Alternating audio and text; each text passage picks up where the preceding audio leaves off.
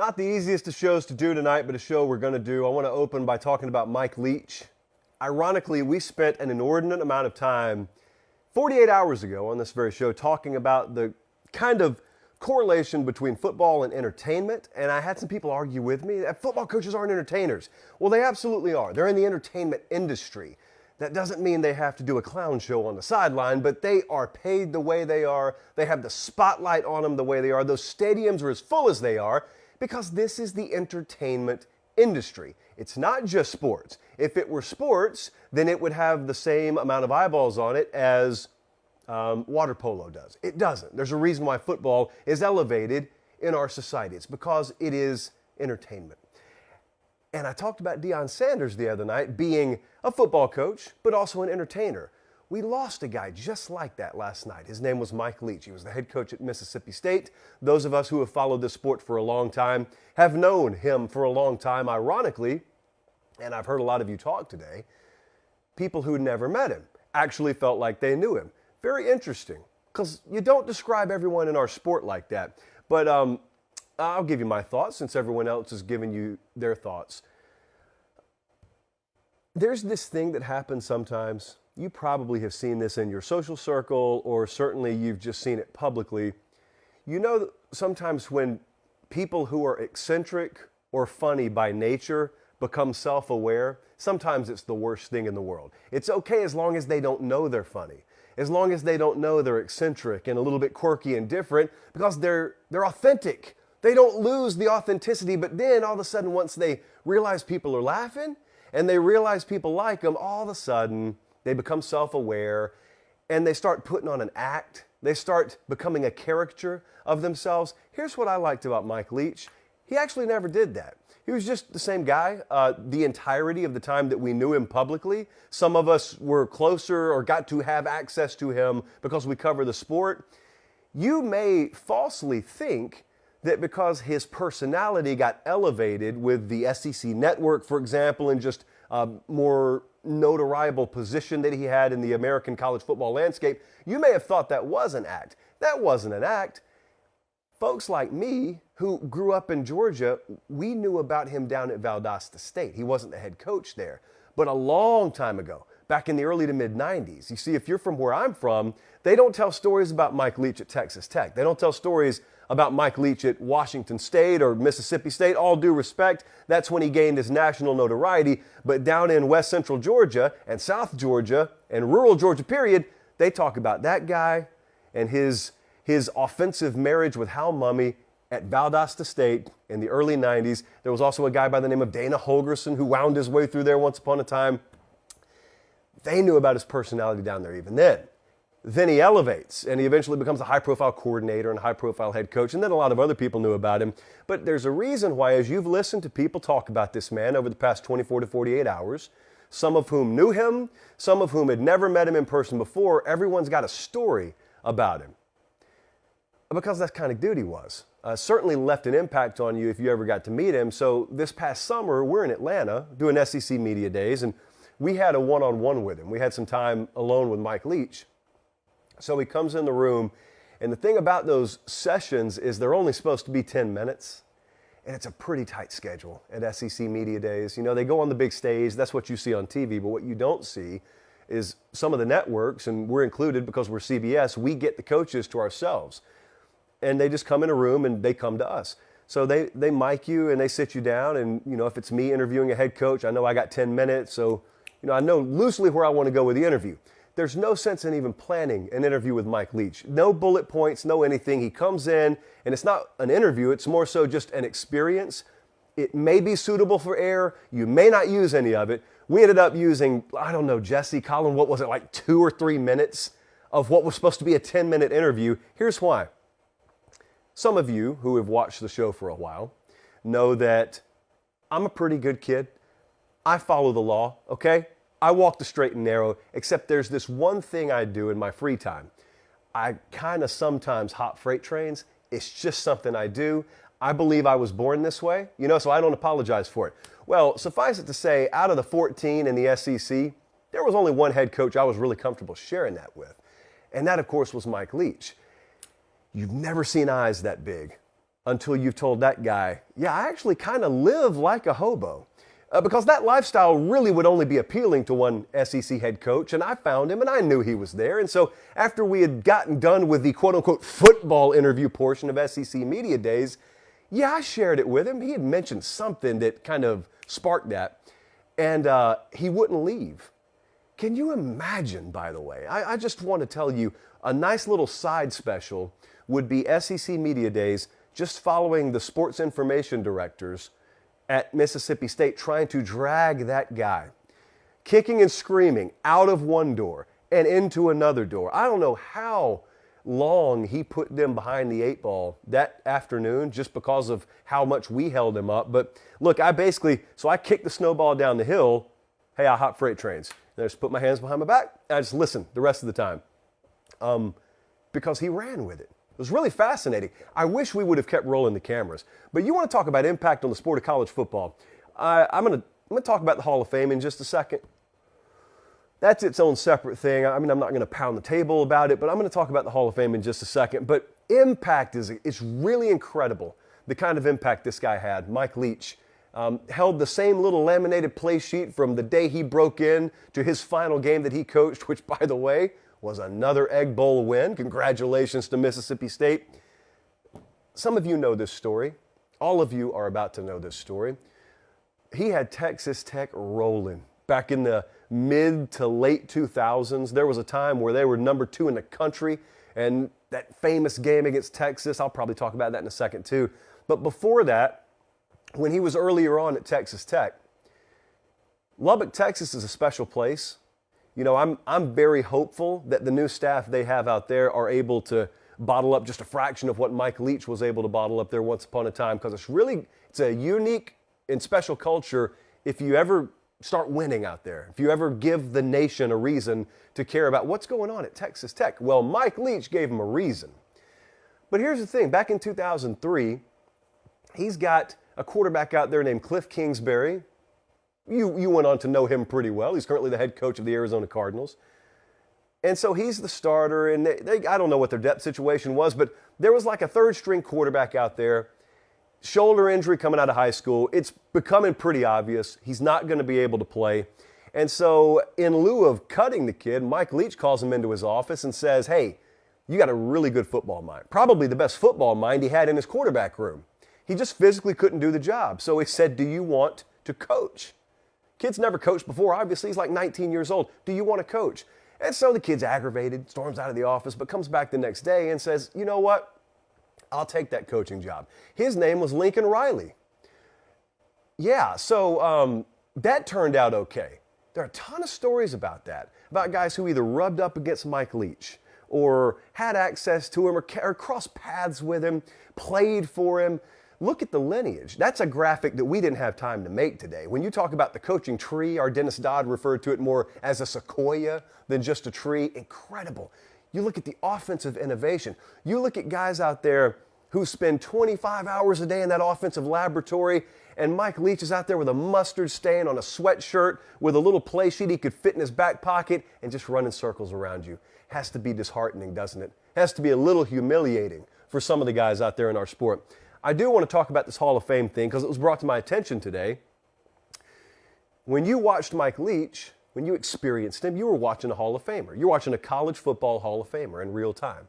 I never would have argued with that statement, ever. Personally, I was unaware of some of the criteria that are in place in order to access the Hall of Fame, either as a player or as a head coach.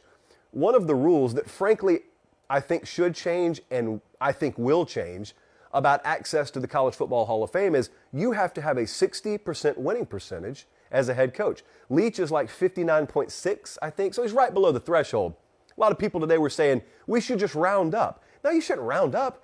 You shouldn't have the hard and fast winning percentage is what you shouldn't have. This is not professional football. This is college football. Having hard metrics as baseline requirements to access your Hall of Fame in a sport as unevenly built as college football is ludicrous. And I'm not going to pound the table hard about this tonight because, quite frankly, I think this will provide an impetus for that to change. I think some folks back in my home state would say Irk Russell from Georgia Southern should also have long since been a Hall of Famer, but this same number is what gets in the way. Look, you coach at Alabama, you better win 60% of your games. You coach at Texas, you coach at Ohio State, okay. Mike Leach didn't do that. Mike Leach coached at places historically where it's hard to win 50% of your games. And he was right there, right around the threshold to begin with. But what is a Hall of Fame? Like, I'm not going to spend a ton of time on this because, like I said, I think it'll get corrected. But if that guy doesn't qualify for your Hall of Fame, you got the wrong criteria in place for your Hall of Fame. So that's what I'll say about the College Football Hall of Fame and Mike Leach. They haven't made a statement on this today. I do think that this will be reason for them to change that rule. How could you not go back? Everybody's talking about their favorite memories today. I don't know if you've watched this sport any length of time. How can you not go back to 08? Just an amazing season. It was an amazing stretch right there at 07, 08, 09. It's when Urban Meyer in Florida are really peaking. Bob Stoops has got Oklahoma rolling. Saban's just come in the door down at Alabama. And it's sort of a transitioning point, I guess, nationally for the sport. And Mike Leach had Texas Tech rolling. And there was that fateful night out there in Lubbock. It feels like if you watch on TV, at least back then, it felt like the nights got a little darker in Lubbock than they did the rest of college football. That place got a little more menacing than the rest of college football. And they had Texas #1 in the country. Texas Tech was ranked top 10, and that's Graham Harrell and Michael Crabtree. No seconds left on the clock. I think they had 1 second left on the clock, and I think they won that thing like 39-33. Everybody remembers that. And if you don't, if we showed the replay, you would immediately remember it. Here's what I remember. This is in my infancy of a sports bettor, by the way. I remember thinking to myself, I got this Mike Leach guy figured out. They're about to party all week. Certainly this is the biggest win in a generation for this program. It's the biggest win of his head coaching career. Biggest win for anybody that season so far. They got top 10 Oklahoma State coming in next week. I am laying everything I have on Oklahoma State. They will go in there. They will pull the upset. They got smoked 56-20. Mike Leach just loaded the chambers again the very next week, and they drug Oklahoma State. So, yeah, you remember them beating Texas. They beat 2 top 10 teams in as many weeks, and it was Oklahoma, I think, that derailed them. They still finished a 2-loss team that year. Man, what a legend. It was a huge surprise the other night when we found out he was hospitalized. Since then, I think people had, as much as you can, prepared themselves for this news. I didn't want to talk about this Sunday night because I didn't have enough facts to talk about it. Certainly we understand how this turned out now. So I encourage you guys, we'll present this as a standalone video on the YouTube channel. Anybody who met Mike Leach, anybody, just who has memories, anything you want to say, that comment section will be open. But prayers to his family. I know the Mississippi State fan base is going through it. I know the players on that team and the administration are going through it. There's never the right time for things like this to happen. But I just wanted to lead off the show tonight talking about us losing a college football icon, Mike Leach.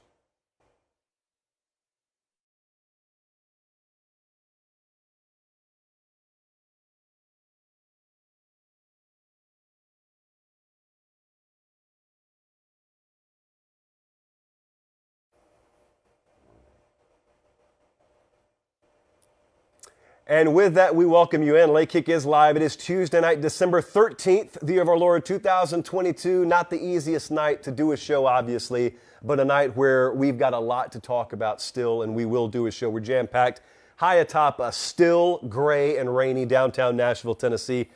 I don't say this very often. We have a special guest on the show tonight. Uncle Steve's going to stop by. You know why? Because we're about a week from early signing day, which we're just now calling National Signing Day. I think Wilfong may have some scoop for us. If I know him like I think I do, he's sitting on a lot of scoop, and I will do everything in my power to drag it out of him. We'll have him on in about 15 minutes. I got several transfer portal names to watch.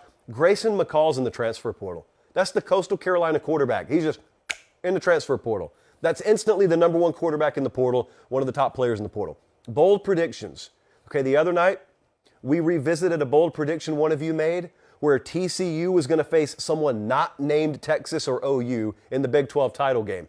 We got another one tonight. One of you just hit the lottery on one of your bold predictions. All that plus, you keep asking me, who's paying the most money in NIL? Who's tossing the most coin around? They're up in arms in Columbus, Ohio right now because they think they got outbid for a kid, and Ohio State won't get their ducks in a row. which is not entirely inaccurate, by the way. And there are some very common sense measures they could take at Ohio State to rectify that situation. But common sense, in terms of administration, not always in plentiful supply in Columbus, Ohio. I don't know why. I just think they need to get it fixed. They're watching us in Starkville, Mississippi tonight. They're watching us in Cody, Wyoming, Cave Spring, Georgia, and Harrington, Delaware. Thank you guys for being tuned in. I want to get to the transfer portal first. Then I'm going to bring on Wilfong in just a second because, like I said, early signing day is coming up, and I got so many things that I want to try and get out of Wilfong. We'll see if we can crack him. We'll see. I do it privately all the time. We'll see if we can crack Wilfong publicly because I think we got some juice for you tonight. But first up, transfer portal, just on fire. JoJo Earle, Chris Marshall. Let's talk about them for a second. Earle's from Alabama, Chris Marshall from Texas A&M. Those are the number 6 and 25 players in the portal, respectively. A couple of wide receivers. Why am I mentioning them in conjunction? Other than the fact that they're both receivers, TCU has landed crystal ball projections for both of them.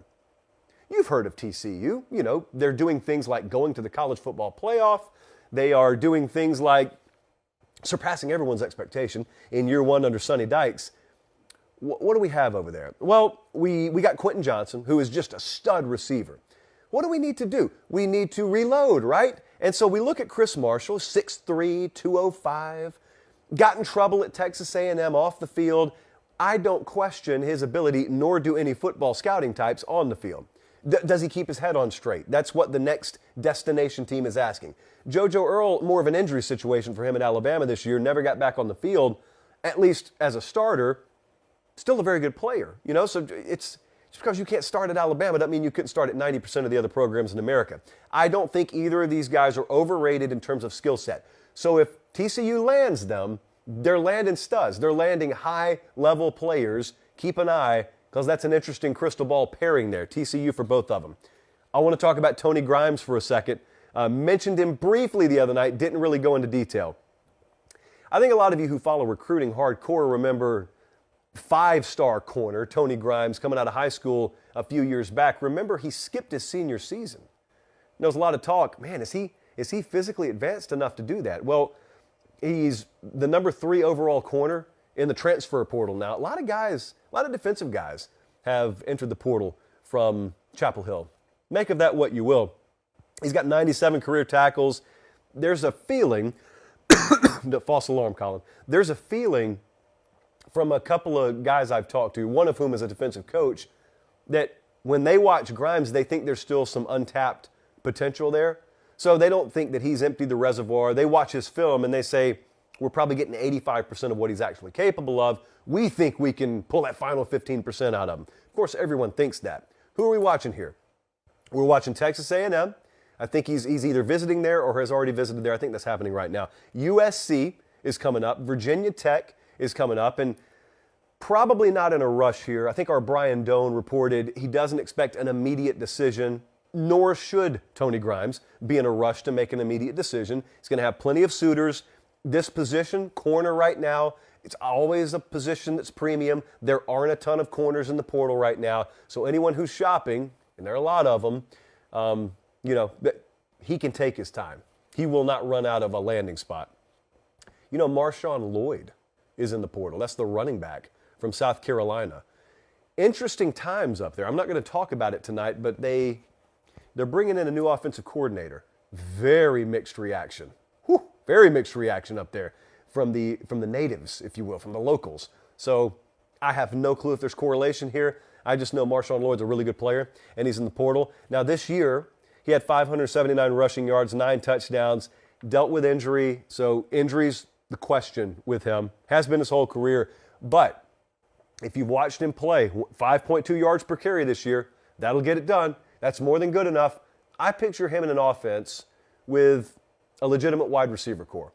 You're looking at B-roll here. I don't really need to convince you he can play. Everyone's watched him play. So you keep him healthy. You get him surrounded by a good offensive supporting cast, which I don't necessarily think he had to a plentiful enough degree at South Carolina. He's a guy who just pops on you next year. And people who watch the sport already know about him, but I mean just becoming a national name. Also, I think it was Alan Cole, who covers the team up there, who tweeted out this stat. If you take Jaheim Bell, who I'm going to talk about in a second, Marshawn Lloyd, and Christian Beal-Smith, losing those three guys means South Carolina is losing 66.3% of their rushing yards from last year and 17 of their 27 rushing touchdowns. I think that's a pretty sizable chunk of your offense you're going to have to replace. So we'll see what Shane Beamer and company do there. And remember, now Bell's already headed to Florida State. It's not guaranteed these guys leave. It is not guaranteed Marshawn Lloyd's transferring. It's just a guarantee he's in the portal. There are portal flippers. There are portal dippers. We'll see where he lands. Hudson Card, been in there a little while now. I think Hudson Card went in the day the portal opened. That's the quarterback from Texas. Kind of the same deal as Spencer Sanders. Doesn't have the pedigree nor the resume that Sanders does, but he's been around a while. He's played starting football for Texas. So look around and look at the quarterback dominoes now. They're not falling. They're just being set up in the portal, but they will start to fall. Spencer Sanders has not landed anywhere yet. Grayson McCall just entered. People didn't know he was going to enter. So instantly, the Coastal Carolina quarterback becomes the number one quarterback in the transfer portal. And you see quickly how the quarterback market, what I think will happen is, whoever has the pole position there will choose his destination. Then a lot of them will start to come off the board. Not too dissimilar to how quarterback recruiting happens out of high school. But he's the number 4 quarterback in the portal now. Be patient. Notre Dame, I think, could be in this. But again, Hudson Card has time to be patient because it doesn't matter how much you've been hated on online. There's always going to be a market for a guy who has started at quarterback at a place like Texas. Also, 2 guys who have found landing spots. Jaheim Bell was the tight end, formerly running back from South Carolina that we told you about the other day. Number 1 tight end in the portal, really good pass catcher. Think he found a good home. He committed to South Carolina over Florida State out of high school. He is now going to Florida State. And that is one, when you combine it with Jordan Travis returning at quarterback, and you just start to think about how he could fit in that offense, that Mike Norvell offense, I think he did okay for himself. Another guy is Levani Damuni, the linebacker from Stanford. David Shaw just retired out there, so probably you could see a few of those guys move on. He moved on to Utah.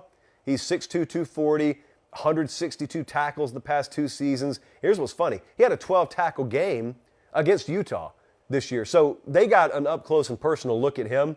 All Pac-12 honorable mention. And again, that's a guy where when you think of fit, you think of him plugging in to Kyle Whittingham's system out there.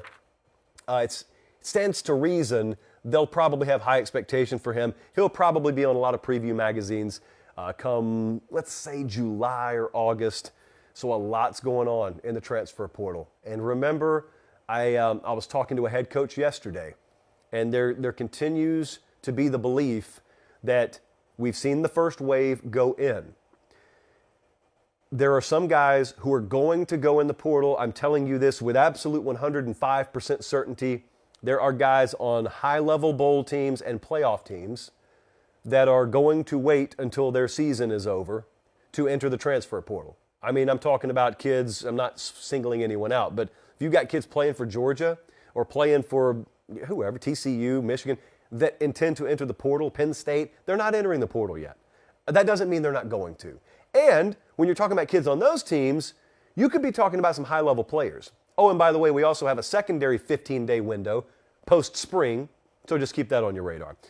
Always on our radar around here is Academy Sports and Outdoors. I was just peeking over my shoulder to make sure the logo was there because we're about to have Wilfong on in a second, and I didn't want to point to the TV screen saying, there's your hookup, and it's just Wilfong just chilling in Indianapolis. Not that he doesn't have it, but man, Academy just has more shelf space than Wilfong does. Academy Sports and Outdoors, one-stop shop for, especially this time of year, everything that you may need, and then some. Just peruse, just walk up and down the aisles. The thing about Academy, and I don't know how they do this, they always have the new store smell. And there's one down in Columbus that's been open for quite a while now, and they've still got the new store smell. I can't say that about their competitors. Once upon a time, I paid those folks a visit. Old store smell. New store smell. Old store smell. Pick the new store smell. Better variety, better prices. Dare I say, better people? They didn't tell me to say that. I'm just freely saying that, First Amendment and all. So Academy Sports and Outdoors, if you can't get there in person, make sure you go to academy.com. And look, these people are miracle workers, almost, but I can't have you going to academy.com December 24th and getting mad if the Christmas presents don't arrive on time. So here we are. Let me reach in my pocket. Hold on. Something in my pocket for you. So it is December 13th right now. It's not too late, guys. It's not too late. Mom, are you listening? I know a lot of people force the women in their lives to listen to this show, and quite frankly, we're proud of our female audience retention metrics around here to begin with. There is a sizable ladies of Pate State squad out there. Just whoever's doing the shopping, just get it done and get it done with Academy Sports and Outdoors. That's best advice I could give you this time of year. All right, Colin, without further ado, I'm going to take a sip out of the chalice. I want you to tell me in my ear, are we ready? I can't even hear anything. Let me take this off and make sure it's on. Okay, we are all ready. All right, sorry, IFB issues, earwax and whatnot. All right, National Signing Day. Right now it's the 13th. National Signing Day is going down in 8 days. We'll be all over the place. Some of us will be in Nashville. Some of us will be in Fort Lauderdale. We'll have our team sites covering it all over the country. We'll have our national insiders covering it all over the country.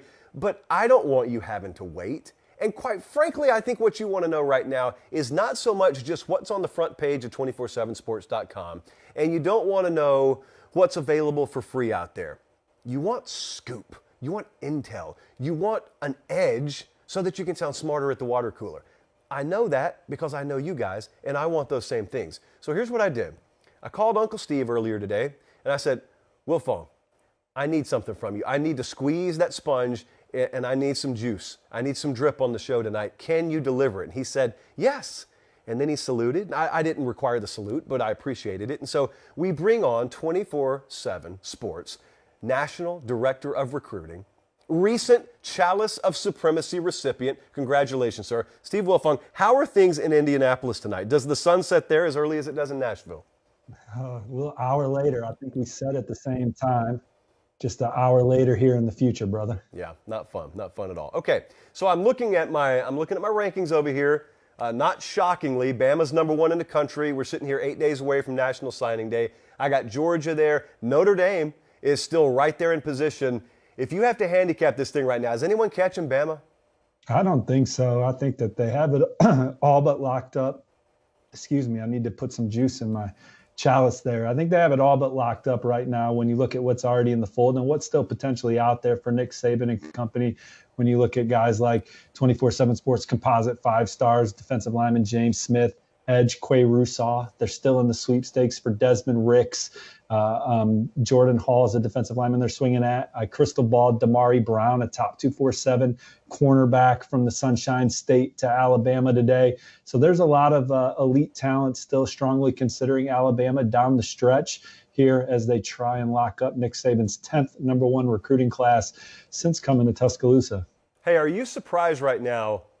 I mean, I got Miami 8th, I got Florida 9th, and I've got Florida State down here 17th. Is that the way that you kind of expected things to land in Florida? Or, I mean, are we going to be sitting here a little over a week from now and talking about Miami making huge moves or Florida making huge moves? Because, I mean, they still got uncommitted kids down there with a bunch of those stars next to their name, do they not? Yeah, coming into the cycle, if you had asked me what order they would have finished in, I would have told you that I thought Miami would finish with the highest class, Florida 2 and Florida State 3. But I would have said that I think all three are top 20 and that Florida and Miami have top 10 potential. The Gators still have a chance to finish in the top 10 with what they have on the board. And Miami, they're trying to push into the top 5 with what they have on the board. And a lot of that Miami-Florida discussion on who's going to finish the highest, they got a couple pivotal head-to-heads against each other. Joshua, you got 5-star offensive tackle Samson Okunlola from Massachusetts, visited Florida for the second time in a few weeks this past weekend, but he has Mario Cristobal and Coach Maribel in his home right now as we hang out on Late Kick. Miami is the Cristobal favorite, but we're not sleeping on the Gators there. On the flip side, top 247 running back Mark Fletcher visited Florida this weekend. I logged the 24/7 Sports crystal ball forecast in favor of the Gators for Fletcher, but we're not sleeping on Miami there. He may not even sign during the early signing period, but there's a lot of strong buzz for Florida right now. But we've seen Miami, flip the script on the Gators. We've seen the Gators flip the script on the Hurricanes with Jaden Rashada recently. These teams have gone head-to-head. It was Cormani McLean for Miami, Jaden Rashada for Florida. They've already had some monster battles against each other, and seeing those two programs lock horns on the trail has been fun and fascinating so far. Wilfong, I mean, Florida State ended the season playing better football than either of those teams. Like, where does Florida State fall in the recruiting pecking order right now? Well, I think, again, I think this is a program that its trajectory is on the way up with the way that they're recruiting and with the way that they had their season. And look, they're in the mix for some key guys here down the stretch. Maybe they flip an Andy Jean, a receiver committed to Florida right now. Maybe they flip him. He could take an official visit to Tallahassee this weekend. They're trying to flip Cedric Baxter from Texas, although I think that might be a long shot. They're going head-to-head with Alabama for Damari Brown right now, with Miami hanging around in there. So they're trying to flip Conrad Hussey, a top 247 defensive back from South Florida, from Penn State, who is on campus this weekend. So I think that Florida State's in on the right guys too. But then, Josh, you look ahead in 2024, they have a top 5 class right now. And that's really where you see good seasons resonate, is on the next recruiting class. It could help you finish strong, but they're off and running in 2024. And I think a lot of it has to do with the way they opened up that season in New Orleans and got a statement victory against LSU. I've been around you on signing day, and I've watched you try and read the tea leaves on these state of Florida kids and these state of Florida signing classes. And I don't blame you for constantly being on edge, because I would be 10 times more on edge than you, because I'd be worried either someone has lied to me or someone is going to make an NIL move and render everything about the past 2 years irrelevant. So scale of 1 to 10, what's the paranoia scale as we're headed into this signing day about some of these battles down in Florida? I think that I never think I truly know what's happening. So every time you report something, you do it with the caveat of knowing that this information could either be a little off or it could quickly change and make you look incredibly wrong. I mean, it's look at Cormani McLean. That was one where most assumed that he was going to Florida, and then he pops on the Miami hat, and Miami had been working that one behind the scenes for a few days and had that one locked up. So sometimes you don't catch the pivots or the new information. And so when you're bringing it to the readers, it's incorrect. So certainly with NIL and the infrastructure some of these programs have in that regard, and the pace that they're going at with that, these recruitments can change on a dime in the last second if that's what the young man is most important with his decision. So yeah, sometimes things change quickly, and the information that was right 3 minutes earlier is wrong. Well, see, that's where I have to come in, because you know that I wave the Wilfong flag here, and I will defend your good honor. When you take the high road, I'll take the low road for you.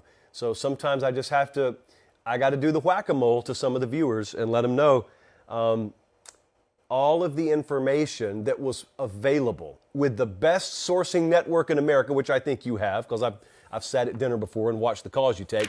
It wasn't good enough, because no one can predict a swing that sometimes happens, especially in the climate we're in today. Okay, I got a question written on a piece of paper right here. Someone asked me this earlier today, so if you get mad at it, blame my friend, don't blame me. What is wrong with Texas A&M recruiting? That's what the people want to know, Wilfong. Is there anything wrong with A&M recruiting? Absolutely not. I think Texas A&M has one of the best recruiting classes in the country. It's just a smaller class. They have 12 commits. But Joshua, when you look at my favorite statistic in recruiting, which is average ranking per commit, which tells you truly how talented your class is, Texas A&M ranks number 4 nationally in that regard. So this is another terrific class for the Aggies. It was always going to be a smaller haul for them after the monstrous size class that they took last year. But when you look at the top of the class and the elite players that they have in the fold and the couple guys that they're still in on down the stretch, they're recruiting to a standard of incredibly talented players. Now, people should be asking a lot of them on the field with the way they've recruited. Last year, people make a big deal of that number 1 class, but they had 3 top 10 classes before that. So this is a roster full of top 10 classes and highly average ranked commit players. And so This is another good class for Texas A&M that kind of meets the standard that they've been recruiting at. Now it's bringing it together on the field with more consistency because they've really only had one great year under Coach Fisher so far. Well, here's the other thing, man. Like, you've known this for a while.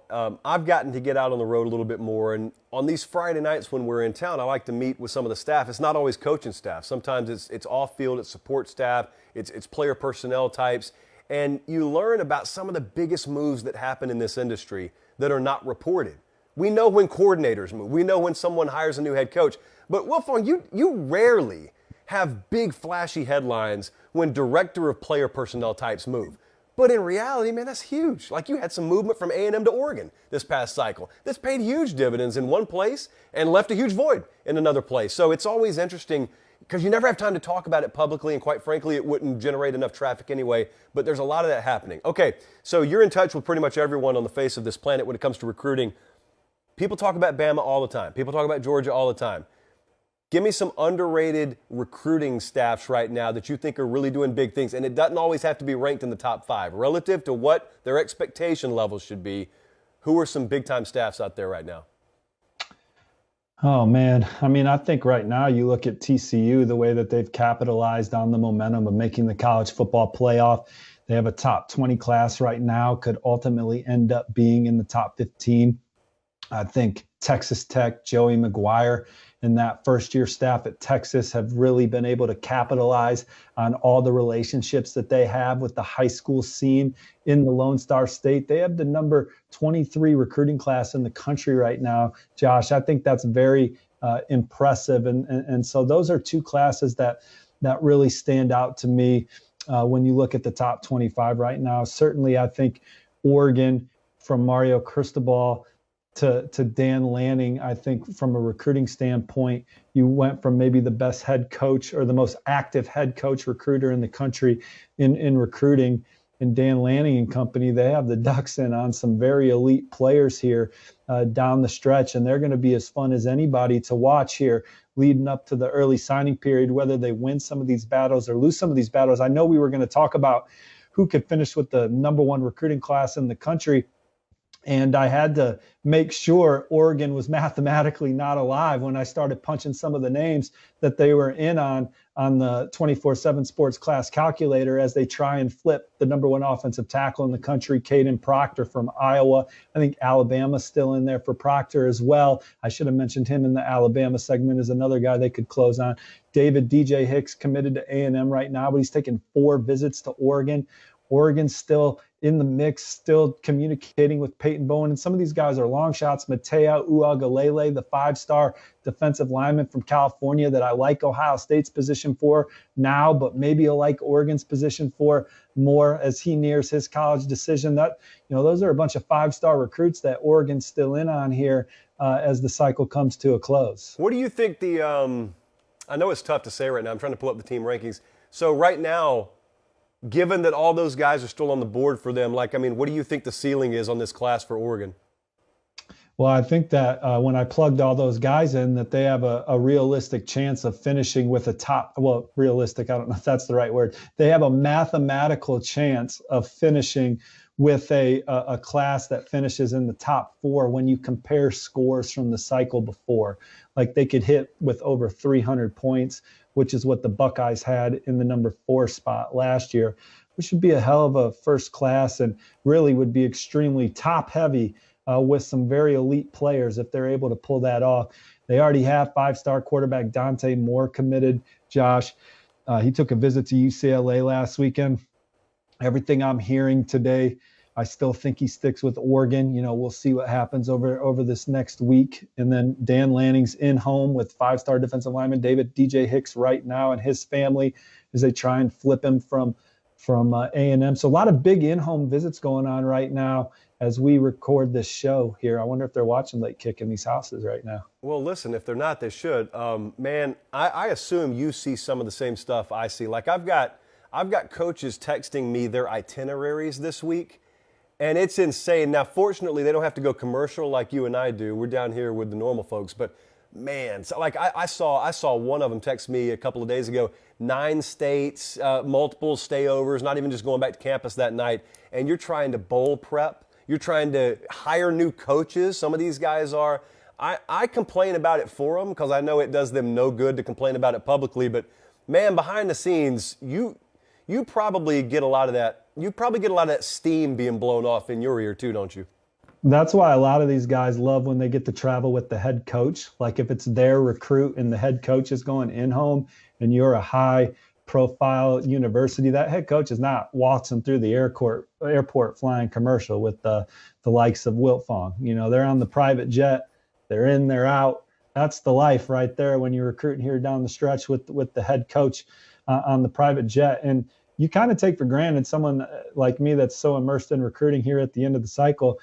You get on the phone with a college coach or something, and they tell you they're back home because they got a bowl game. They're practicing for that, and you just kind of forget that that's something else they got to do, which is game plan, make sure they're keeping in touch with their own players, practicing. People forget that, like, just because they're already on the team, they don't just see them at practice. You know, there's more to it, and so there's that the juggling act of keeping up with your players, recruiting, seeing your family when you can, and travel. And this is a hard time on coaches, and I know a lot of people appreciated the lead into your show the other day. I got to ask you about Deion Sanders. A lot of his traffic's probably going to be in the transfer portal this first cycle. What have you heard, either just from folks out there or just in the industry? It's reverberated a lot. I've gotten feedback about it. But in recruiting, what do you expect the immediate impact to be out there? Well, I think that anytime you get a phone call from Deion Sanders, it moves the needle. And it's just the call you want to take, no matter how long you've really been committed. I would say most prospects would be excited to get on the phone with him and hear what he has to say. And then he's one of the more electric, charming, charismatic guys in college football, as you know, that seems to be very eloquent in his message for the direction he wants to take this football program. And you look at Jackson State and what he was able to do there, taking a program that was not a traditional winner by any stretch and turning it into a must-see event where their attendance skyrocketed under Coach Sanders. I believe they averaged over 50,000 fans per game. That would rival a lot of Power 5 programs there.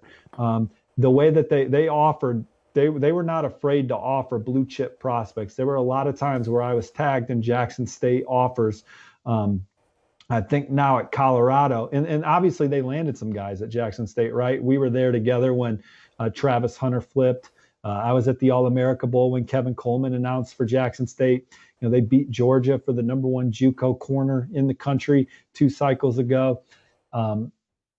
At Colorado now, there's a lot more resources than there was at Jackson State from a facility standpoint and support standpoint that I think he'll be able to showcase as part of his pitch to prospects about why the player development at Colorado will be second to none. He's hired a great staff. A lot of guys on his staff at Jackson State were former NFL coaches that coached some of the best players in the league. So they had the pedigree at Jackson State in addition to just the pizzazz and lightning rod that Coach Sanders was in the corner office. There was a lot of substance on his coaching staff. And now at Colorado, he's already made some terrific hires with his coordinators, guys that are well-respected, guys that are proven play callers and developers of talent. Then he's also added some really exciting recruiting pieces to it. Nick Williams, you talk about Texas A&M, you talked about some off-field recruiting guys. Nick Williams was one of the best off-field recruiters in college football for the last 4 or 5 years, helped Georgia and Texas A&M win some monster recruiting battles. He's getting his first opportunity to coach on the field at Colorado as their defensive line coach. I think he went out and hired one of the top potential off-field guys in Corey Phillips, who's got a ton of experience as a high school coach and then working at places like Vanderbilt and LSU. He's been in different atmospheres, different colleges that ask for different things from student athletes. He's gotten a lot of experience in that regard and been around a lot of different kinds of kids. So I think, and he's on the road recruiting for Colorado right now because they don't have a full staff, so he's allowed to go out there. They're going to swing at elite players. They're going to have some exciting portal wins. I wouldn't be surprised if they flip a prospect or two that we're not even talking about right now. And then in 2024, they're going to have some massive recruiting weekends.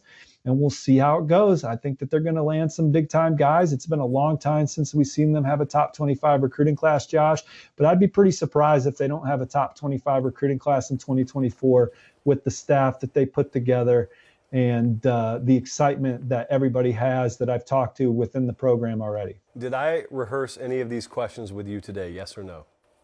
I got a heads up on what they were going to be very shortly beforehand. This is why I love you. I got one more for you. So you mentioned Travis Hunter a second ago. I remember, because I was like 5 feet away from you, when that stuff happened last year, we already, I mean, to take people behind the curtain, we're down in Fort Lauderdale, we're at CBS Sports HQ, and they've already got full, like, big packages. We voiced them over. It's 2 or 3 minute, just grandiose packages celebrating Travis Hunter signing with Florida State. And then all of a sudden, like, I hear you over there go, uh-oh. And then I think we took like a brief commercial break or something, and you said, hey, there may be something happening with Travis Hunter. And it's like, what? Is he going to delay his decision? Is he not signing until the afternoon? No one even had it on their radar, Wilfong, that what you were intimating at could be, oh, he's going somewhere else. And if there was going to be somewhere else, you would have thought like a Georgia or some major program out of the blue, and then it was Jackson State. Anyway, I'm not asking you if there's going to be a Travis Hunter 2.0 this year, because no one knows. That's the whole point of it being a huge shock. But let's call that a 10 on the 1 to 10 shock scale. How high do you think we'll peg that shock scale this year? You don't have to predict who it is, but how big a surprise or surprises do you think we're in store for early signing day with how things currently are structured in our sport?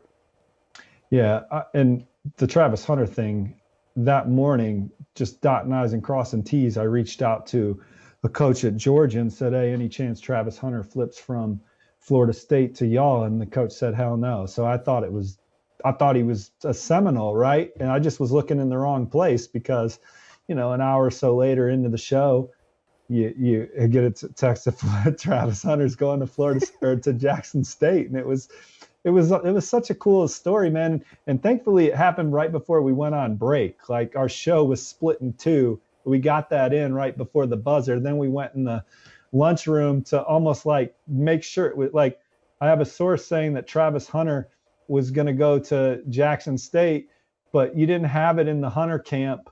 So you were just still kind of waiting. And then you see Pete Thamel report it and you're like, yes, it's accurate. It's good. He's going to Jackson State. And then the whole thing, the whole thing was, it was still one of the biggest stories. I feel like every signing day has something that's super exciting that goes down, even if it's the little things just to add up into the big things. So there'll be some stuff that happens. I don't know if it's like a Caden Proctor or, that's not me predicting that's going to happen. That's just me. I mean, he visited Oregon. He's going down to Alabama. So, and those are kind of the obvious ones. You're asking for the unobvious ones, so there will be something. There always is, and we'll be talking about it on the show. Sir, I appreciate you staying up. I'm sure you got up like 4:30 Eastern this morning. So unwind, sip some NyQuil from that chalice behind you, and early signing day rapidly approaching. Guys, make sure, if you're not already, subscribe to that 24/7 Sports YouTube channel. That's where that entire multi-hour extravaganza on National Signing Day will be. They just had the 5-star reveal show earlier today. So 247sports.com also a really good resource. Stephen, take care. Have a great rest of your evening. Joshua, Jesse, Colin, thanks, y'all. Have a good one. See you, brother. All right, so I just wanted to get you caught up. There were a lot of things. I strongly encourage you to go back and listen to that again, maybe at like 0.75 speed, because there was a lot that was said there that you need to read between the lines of, because Stephen's going to be able to tell you, I told you so, on quite a few things about 9 days from now. You don't have to be taken fully off guard. Make sure, if you have not already, subscribe and like the video. That's it. We move on in the show. This has been so fun. These bold prediction revisited segments are so fun. We got to get right back into the bag tonight. Some of you just absolutely crushed your bold predictions, and I doubted you. And for that, I'm here to apologize. This first one, right off the bat, like this is money. Listen to this. This is our buddy Dave Bartu at CFB Matrix. A great follow. I mean, a lot of coaching staffs use his resources. He said, I wouldn't say it's bold. I would, Dave. I made it a 9 on the boldness scale. He said, but 3 favorites in the preseason top 25 that will not be in the top 25 come season's end. Pitt, Cincy, and Ole Miss. He said none of them are going to finish top 25. Well, guess who finished outside the top 25? Pitt, Cincy, and Ole Miss. And I called this a 9 on the boldness scale. I think I said something along the lines of, I could see one of these happening, maybe even 2. But all 3 of them in the same season, I looked at Cincinnati and I thought they can afford to lose 2 games and they still won't finish outside the top 25. See, if he would have said top 10 or 15, I could have gotten on board with it. But I mean, you got 3 really good programs here, none of them in the top 25. And yet somehow it happened. So Dave nails his bold prediction. I mean, hats off, sir. That's well done. And he didn't pick 3 scrubs either. He picked the former ACC champ, Cincy coming off a college football playoff appearance, and Ole Miss had a good season last year, and at one point they were top 10 this year. So that's some crystal ball work for you right there. Next up, this one was bold too, but man, this one, for a little while, this one had some steam. Clark said there will be an SEC team not named Alabama or Georgia in the college football playoff this year. I called it an 8 on the boldness scale. It ended up not happening. The preseason Vegas odds would have led you to believe if it does happen, it'll be Texas A&M. Because look at that, A&M had the 3rd best odds to win the SEC. Who had the 4th best odds? Albeit very, very long, it was Tennessee at plus 4,000. Well, Tennessee ended up being that team. Now, Tennessee had to play both Alabama and Georgia. It's a tough scheduling break, but it's not a break because they have to do it every year. But they beat Alabama. And then they go to Athens, and it's just a tough draw to go into Athens and try and beat Georgia. So in the end, we had a team not named Alabama or Georgia in the SEC championship game. We did not have one in the playoff, though. We got 2 Big Ten teams in there. We only got 1 SEC team in there. Next up, this one was pretty intricate, too. I had to really read it like 3 times thrice. DJ said Utah will be the only Power 5 team to repeat as conference champ and make it to the college football playoff. I called this one a 6 because I had Utah making the playoff, so I was on board with it. I thought they'd win the Pac-12. They did. So that part at least came to fruition. They didn't make the playoff because they lost 3 games during the regular season, but I was confident in this. So think about what he's talking about. Last year's champs, only Utah is going to make it. Well, Pitt, I could see. I wasn't high on Pitt this year. Baylor, there were several teams that had better odds than Baylor. I thought Michigan, while they were going to be the 2nd best team in the Big Ten, I thought it was Ohio State's year in that conference. I can get on board with all that. I thought Bama was going to be the issue. Because Bama, remember how overwhelmingly they were favored coming into this year, and it's just, we whiffed. I whiffed on Bama. Vegas whiffed on Bama. Just a lot of us whiffed on Bama. So I thought Bama was going to get in your way. Because, see, they won the title last year, but they didn't win the SEC title. So if they won the SEC, hey, they were going to throw this prediction in the wood chipper. Bama wasn't the issue, as it turns out. Michigan was. Michigan repeats as a conference champ along with Utah. So that one's out. Close, very close, but no cigar. Next up, this one was a little more bold. Taco said there will be 0 undefeated teams at the end of the regular season. This hasn't happened since 2003. 0 undefeated teams. You got 131 of them. In various years you've had more or less, but you got like 130 some odd teams. None of them will be undefeated. Someone's going to be undefeated. That's what I thought. So I called this an 8.75 on the boldness scale. And we ended up with 2 undefeated teams. At the end of the regular season was the prediction. My IFB almost fell. That was the prediction. So not after the playoffs, but like right now. Georgia's undefeated, Michigan's undefeated, the end. But also, the last time this happened was all the way back when it comes to non-COVID years, in 2003.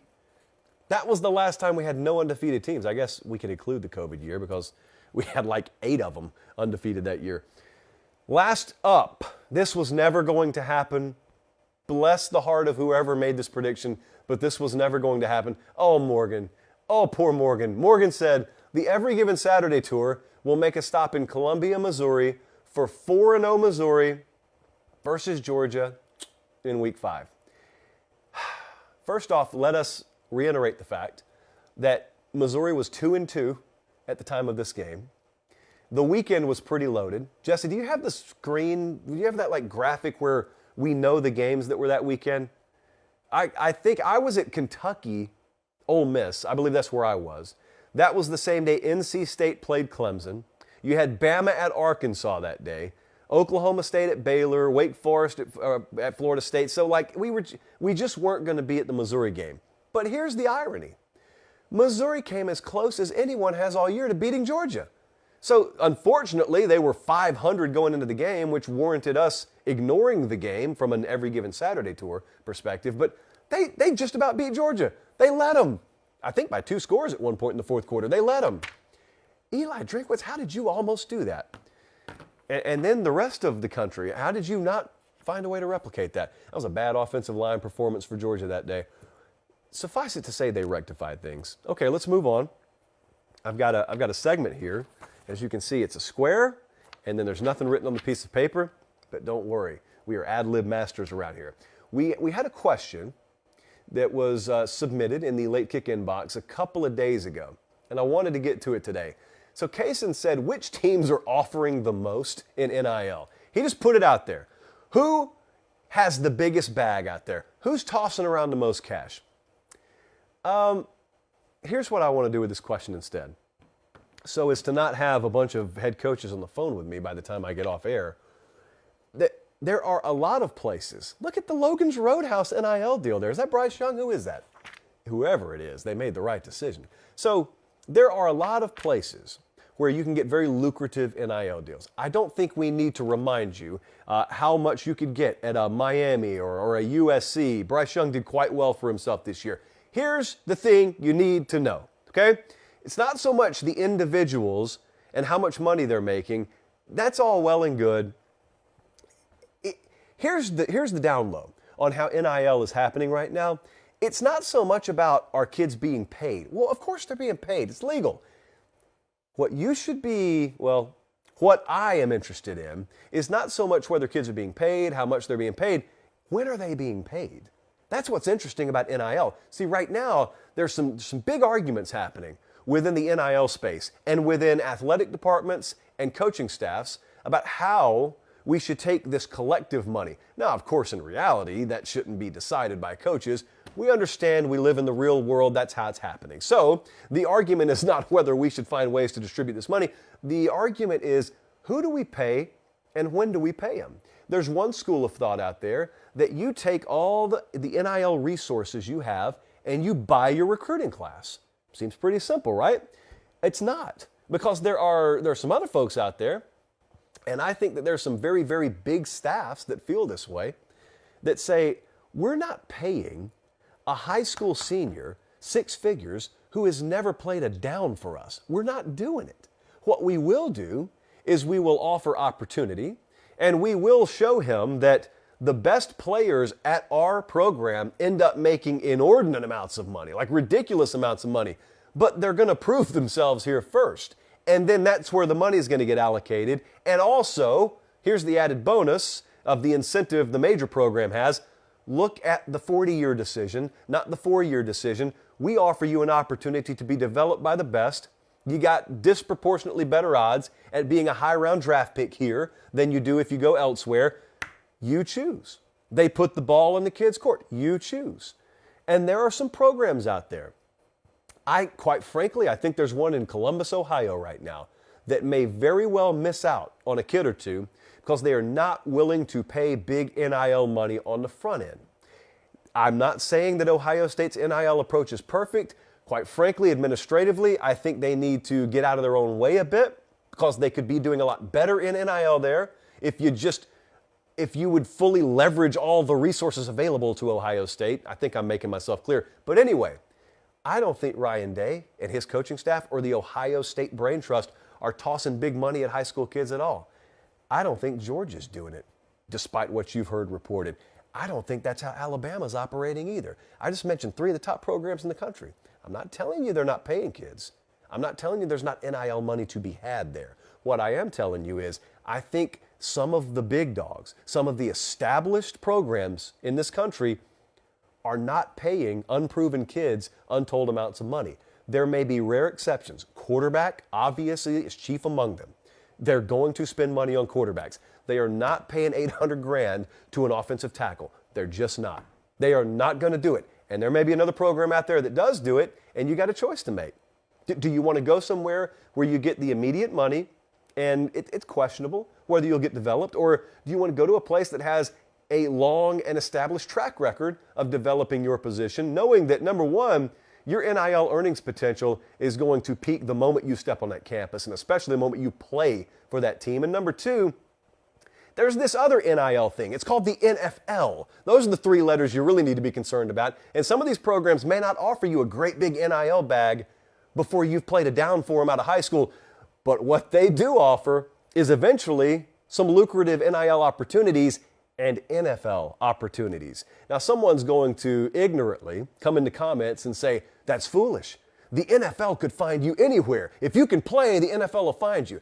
I never said they wouldn't, friend. There's a big difference in being drafted in the 6th round and late in the 1st round. And the fact of the matter, and this is inarguable, is the program you go to has a very, very disproportionate impact sometimes on how draftable you end up being.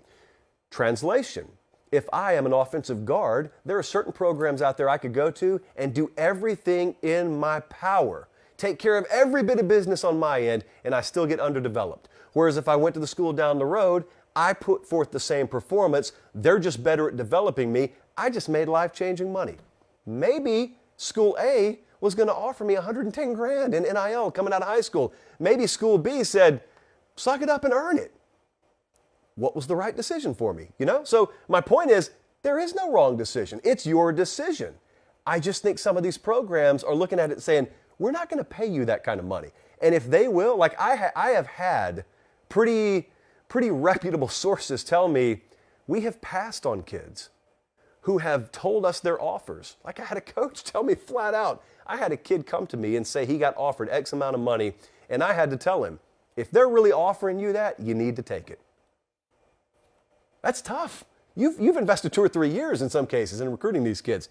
Here's the other thing that's just understood at this point, which I think will end up balancing out the whole NIL structure. As I've told you before, I think conferences will eventually get involved in this, and the NIL game will be turned upside down. In the meantime, I think the transfer portal is going to very, very quickly adjust how the NIL game is played, because if you do go to school B in the aforementioned scenario, you could just be telling yourself the whole time, I'm going to go there and get that freshman money, and then I'll transfer to the place that's going to develop me better. Well, that leaves little incentive to front load your agreement, your contract, for lack of a better term, with school A. A lot of school A, school B there. My point is, there are some programs out there right now who are going to miss out on some high-profile kids come early signing day, national signing day. You're going to see it. It's not going to make a whole lot of sense to you. You will pretty well be able to guarantee what happened in that recruitment. I'm just saying, it's not that they couldn't afford them. It's that in principle, they refused to afford them. That is the game being played behind the scenes right now. The game being played here is, this day has sucked, but we delivered you a show anyway. We appreciate you guys for watching, for tuning in. Make sure you like the video on the way out, subscribe to the channel. You can follow me on all the socials, at Late Kick Josh. We have a lot of fun on those, above and beyond what we do on the show. But until Thursday, same time, same channel, take care. For Director Colin, for Producer Jesse, I'm Josh Pate. Thanks so much for watching. God bless.